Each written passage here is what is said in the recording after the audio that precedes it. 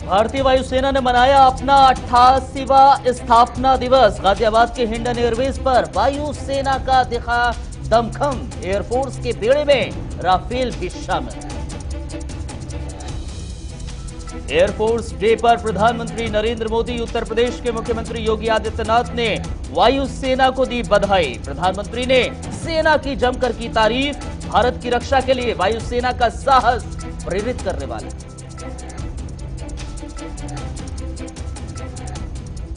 Hathras case में ज्यादा सुरक्षा बनी जी का जंजाल। राहत के लिए हाईकोर्ट पहुंचा पीड़ित परिवार। आरोपियों ने जेल से एसपी को लिखी चिट्ठी, कहा खुद हूं बेकसूर। गुप्तेश्वर पांडे के टिकट नहीं मिलने पर महाराष्ट्र के गृह मंत्री देशमुख का तंज। हमारे सवालों से डर गई बीजेपी, सवाल पूछने के डर से नहीं दिया टिकट। और पश्चिम बंगाल में सरकार के खिलाफ सड़कों पर बीजेपी कार्यकर्ता, पुलिस ने किया लाठीचार्ज। विद्यासागर सेतु और हावड़ा ब्रिज समेत सचिवालय भी किया गया बंद।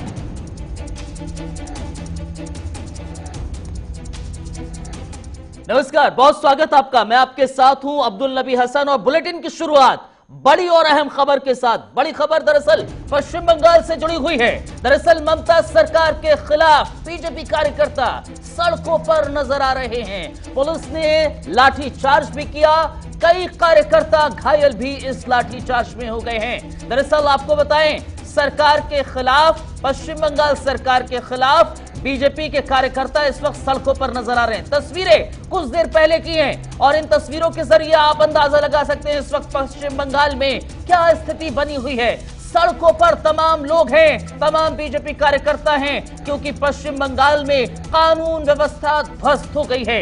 यह कहना है बीजेपी कार्यकर्ताओं का। लगातार गोलीबारी हो रही है, नेताओं को निशाना बनाया जा रहा है, जिसको लेकर बीजेपी कार्यकर्ता इस वक्त सड़कों पर नजर आ रहे हैं। सड़कों पर सरकार के खिलाफ, प्रदेश की सरकार के खिलाफ, पश्चिम बंगाल सरकार के खिलाफ, ममता सरकार के खिलाफ लगातार नारेबाजी की जा रही थी। और जब ये प्रदर्शन का स्तर बढ़ गया तो पुलिस को लाठीचार्ज तक करना पड़ा। पुलिस की लाठीचार्ज में तमाम कार्यकर्ता और नेता घायल भी हुए। तस्वीरों के जरिए आप देख सकते हैं कैसे पुलिस जब लाठीचार्ज करती नजर आ रही थी तो वहां पर भगदड़ की स्थिति भी बनी हुई थी। लेकिन इन तस्वीरों को भी देखिए कैसे भगवा रंग धारण करके कुछ लोग यहां पर मौजूद हैं, प्रदर्शन करते नजर आ रहे हैं। बीजेपी के कार्यकर्ता हैं। जाहिर तौर पर पश्चिम बंगाल की सरकार के खिलाफ यह प्रदर्शन आज किया गया, क्योंकि पश्चिम बंगाल में बीजेपी नेता की हत्या हुई, जिसके बाद आक्रोश इतना अधिक बढ़ गया कि पश्चिम बंगाल सरकार के खिलाफ तमाम संगठन एकजुट हुए और इसमें बीजेपी कार्यकर्ता भी शामिल थे। बीजेपी कार्यकर्ता ने ममता सरकार के खिलाफ विरोध जताया, प्रदर्शन किया। यहां प्रोटेस्ट इस तरह से किया गया, प्रदर्शन इस कदर किया गया कि हजारों की तादाद में लोग इकट्ठा हो गए। जब यहां पर बहुत ज्यादा तादाद में लोग इकट्ठा हुए तो पुलिस ने लाठियां भी इन पर भांजी, लाठीचार्ज किया गया, जिसके बाद यहां पर भगदड़ की स्थिति भी बन गई। अभी भी स्थिति अगर देखा जाए तो ज्यादा सामान्य नहीं है। निशांत राय हमारे संवाददाता फोन लाइन पर इस वक्त जुड़ गए। निशांत, आज पश्चिम बंगाल की सड़कों पर तमाम बीजेपी कार्यकर्ता नजर आए, अभी स्थिति क्या है और क्या कुछ वहां पर देखने को मिल रहा है? खबर जरा दर्शकों तक पहुंचाइए। देखिए, भारतीय जनता युवा मोर्चा पश्चिम बंगाल में जिस तरीके से बीजेपी कार्यकर्ताओं की राजनीतिक हत्या की जा रही थी, उसके विरोध में उसने इस तरीके का प्रदर्शन किया है और लोकतंत्र बचाओ के नाम से इस प्रदर्शन को किया जा रहा है, जिसमें भारतीय जनता युवा मोर्चा के राष्ट्रीय अध्यक्ष तेजस्वी सूर्या, बीजेपी के राष्ट्रीय महासचिव और पश्चिम बंगाल के प्रभारी कैलाश विजयवर्गीय, बीजेपी के राष्ट्रीय महासचिव मुकुल रॉय जैसे तमाम नेताओं ने भाग लिया है। और बड़ी संख्या में बीजेपी के कार्यकर्ता जो हैं आज कोलकाता के सड़कों पर नजर आए और सचिवालय। निशांत, बहुत बहुत शुक्रिया आपका तमाम जानकारी साझा करने के लिए। जाहिर तौर पर यहाँ बीजेपी युवा मोर्चा के, सुनिए जरा क्या कह रहे हैं लोग। पॉलिटिकल पार्टी है और हमको इलेक्शन कमीशन से मान्यता प्राप्त है। भारतवर्ष में हमारी सरकार है, कम से कम 15-16 राज्यों में हमारी सरकार है, वहाँ भी आंदोलन हम करने देते हैं। दुर्भाग्य की बात है कि पश्चिम बंगाल में गणतंत्र की हत्या हो रही है। आज हमारा कार्यक्रम है और हम लोग शांतिपूर्ण तरीके से, हमारे जिला अध्यक्ष, हमारे प्रदेश के युवा मोर्चा के अध्यक्ष, हमारे युवा मोर्चा के अखिल भारतीय अध्यक्ष, हम लोग सब लोग जा रहे थे। दुर्भाग्य की बात है कि मल्लिक फाटक के आगे ही पुलिस द्वारा आंसू गैस, बम, ईंटा, पत्थर सब चलाना चालू कर दिए। हमारे कम से कम 50 कार्यकर्ता घायल हुए हैं, कम से कम 30-40 कार्यकर्ता को पुलिस अरेस्ट की है और बर्बर तरीके से हमारे ऊपर रबड़ का बुलेट चलाया गया है, जिसमें भी हमारे कार्यकर्ता आते हैं। कई कार्यकर्ता हमारे भी अस्पताल में हैं। हमारे तरफ से एक भी ईंट नहीं चली, एक भी बॉम्बिंग नहीं। अगर आप लोग को जो ये जहां से भी ये खबर मिला, ये पूर्ण रूप से गलत है। हमारे बीच में अगर 2-4 अराजक तत्व, ऐसे तो मैंने नहीं देखा, हमारी कोई भी कार्यकर्ता ने एकदम पुरजोर इसका विरोध करेंगे। एक भी ऐसे लोग नहीं है जो बोल सकते हैं कि हमारे तरफ से एक भी बॉम्ब चला, पर एक भी ईंट चला। पर हम लोग जब यहां से गए, जितने बिल्डिंग है वहां, उस बिल्डिंग पे पुलिस भी वहां मौजूद थी। मैं अपने आंखों से देखा पुलिस का जैसा कपड़ा, जो रैप जैसा कपड़ा पहन के ईंट फेंका जा रहा है, वहां टीयर गैस या ऊपर छत से फेंका जा रहा है। और हमारे एक भारतीय जनता पार्टी युवा मोर्चा के कोर कमेटी के सदस्य, बैरकपुर के लड़ाकू नेता प्रियांगु पांडे को पुलिस पकड़ के ऐसे मार रही है जैसे चोर और पॉकेट मार हो। ये दलाल पुलिस के मार्फत ममता दीदी पश्चिम बंगाल में 2021 में पावर में आना, ये पुलिस की तरफ से हुई है, ये पुलिस की तरफ से हुई है। हमारे तरफ से एकदम शांतिपूर्ण हमारा ये जो अभियान था। पश्चिम बंगाल में जो धर्षण, बलात्कार, टेट घोटाला, एसएससी घोटाला, पीएससी घोटाला और दलाली के मार्फत जो नौकरी दी जा रही है, बेरोजगारी, ये सारे चीज को मुद्दा बना के भारतीय जनता पार्टी, दुनिया के सबसे बड़े राजनीतिक दल भारतीय जनता पार्टी, उसके पश्चिम बंगाल के जो। चलिए बढ़ते हैं आगे और अब बात हाथरस की। दरअसल हाथरस केस में एक नया मोड़ आता नजर आ रहा है। एसआईटी ने और जांच तेज कर दी है। हाथरस केस में एसआईटी की जांच और तेज हो गई है। एसआईटी ने 40 लोगों को पूछताछ के लिए बुलाया है।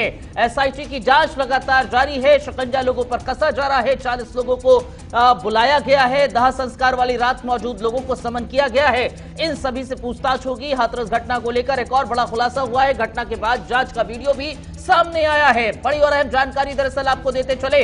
हाथरस केस से जुड़ी हुई है। एसआईटी की टीम का गठन किया गया, उसके बाद एसआईटी ने जांच शुरू की। अब एसआईटी की जांच और तेज शुरू हो गई है और ज्यादा दायरा बढ़ा दिया गया है एसआईटी की जांच का। और यही कारण है तकरीबन 40 लोगों को समन भेजा गया है, पूछताछ के लिए बुलाया गया है। ये 40 लोग कौन हैं? दरअसल ये 40 लोग वो हैं जो जब पीड़िता का दाह संस्कार रात में किया जा रहा था तकरीबन 2:30 बजे, तो वहां पर ये लोग मौजूद थे। दरअसल आपको बताते चले, अब वहां जो लोग मौजूद थे उनको समन किया गया है, पूछताछ के लिए बुलाया गया है।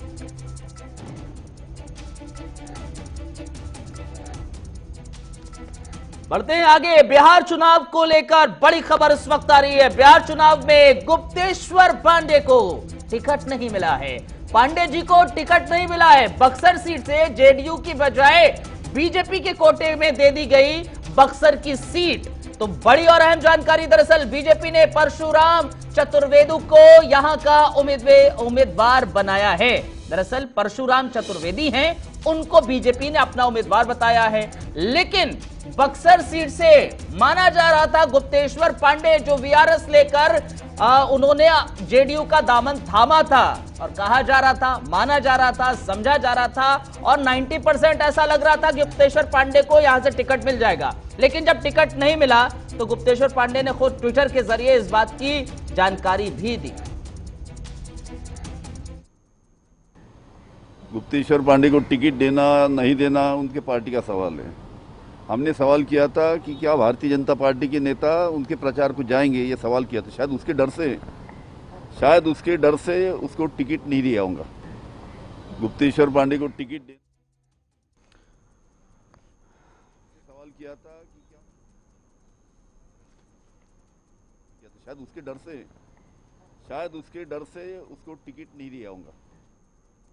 एक और बड़ी खबर इस वक्त आ रही है। भारतीय वायुसेना मना रही अपना 88वां स्थापना दिवस। आज वायुसेना का स्थापना दिवस है, 88वां स्थापना दिवस है। हिंडन एयरबेस पर फ्लाइट पास्ट आज वहां पर देखने को मिला, दमखम देखने को मिला भारतीय वायुसेना का। और इस बार सबसे अहम चीज यह थी, राफेल इस जो फ्लाइट एक तरीके से जो दमखम दिखाया जा रहा था वायुसेना का, उसमें राफेल की भी एंट्री थी, उसने भी अपना दमखम दिखाया। यह बताया कि भारतीय वायुसेना किस तरह से और ज्यादा मजबूत हो गई है। दरअसल 88वां आज स्थापना दिवस, 4 तस्वीरें देखिए। एयरफोर्स डे का जश्न मनाया गया और आसमान में ताकत जिस तरह से देखने को मिली, आज अपाचे हो, राफेल हो या तमाम भारतीय वायुसेना के बेड़े में मौजूद जेट्स हो, फाइटर जेट्स हो, प्लेन हो, वो अपना दमखम दिखाते नजर आ रहे थे। एक और चीज, वायु वीरों को सम्मानित भी आज किया गया, और तो और प्रधानमंत्री नरेंद्र मोदी ने सेना को बधाई भी दी। 4 तस्वीरों के जरिए आज की एयरफोर्स डे की तस्वीर।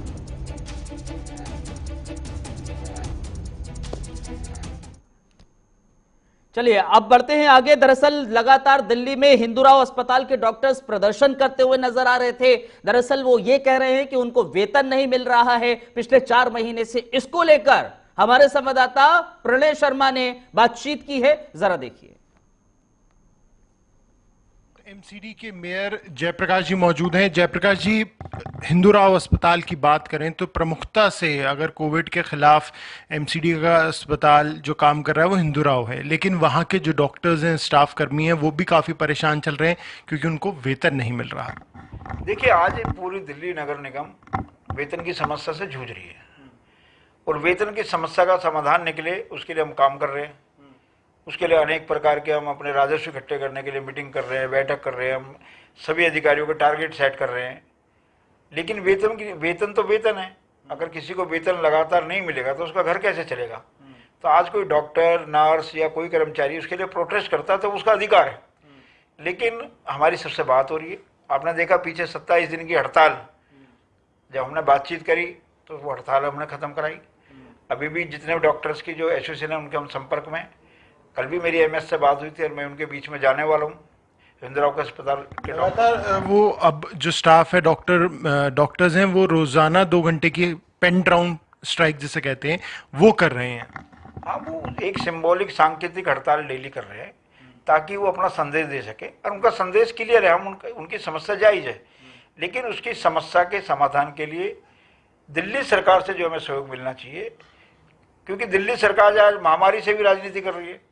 जब हिंदूराव अस्पताल कोविड केयर हॉस्पिटल डिक्लेयर हो गया तो उसका जितना भी खर्चा है, डॉक्टरों की सैलरी का, उनके क्वारंटाइन होने के लिए चाहे होटल का, उनके रुकने के, उनके भोजन का, हर तरह की व्यवस्था डिजास्टर मैनेजमेंट एक्ट के तहत दिल्ली सरकार को करना है।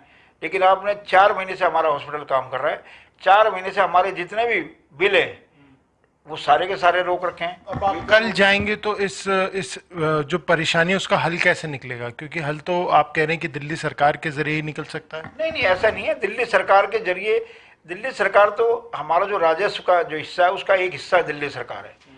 बाकी सबको अब दिल्ली सरकार ने 5 महीने से पैसा नहीं दिया तो हमारा ये थोड़ा ना हम वेतन नहीं दे रहे।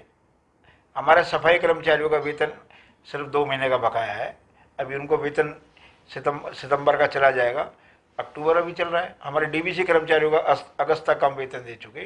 अभी हमने सारे हमारे जो कर्मचारियों का जीपीएफ जो रुका हुआ था 74 करोड़ रुपया, उसको जारी कराया हमने, ताकि कर्मचारियों का जीपीएफ का जो पैसा है उनके खाते में जाएगा तो उनको उससे राहत मिलेगी।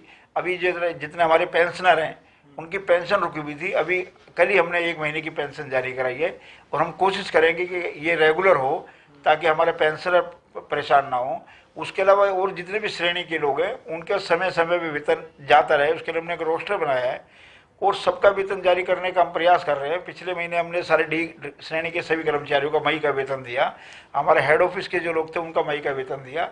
तो किसी श्रेणी का 2 महीने का बाकी है, किसी श्रेणी का 3 महीने का बाकी है, इससे ज़्यादा किसी का वेतन बाकी नहीं है।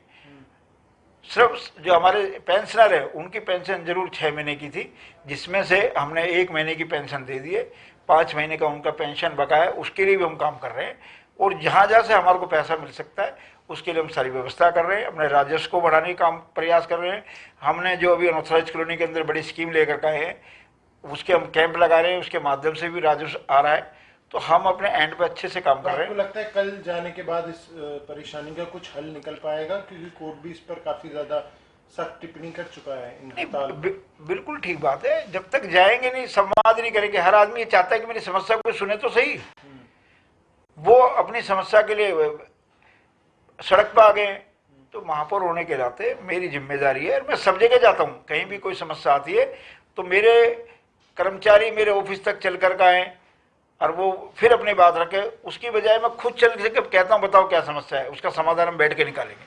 तो निश्चित तौर पर ये देखना होगा कि कल इस मसले पर किस तरीके से संवाद हो पाता है और जो डॉक्टर्स और जो पैरामेडिकल स्टाफ की नाराजगी है वो कितनी दूर हो पाती है। दिल्ली से प्रणय शर्मा की रिपोर्ट। चलिए फिलहाल इस बुलेटिन में इतना ही, एक छोटा सा ब्रेक ले रहे हैं, ब्रेक के उस पार खबरें जारी हैं।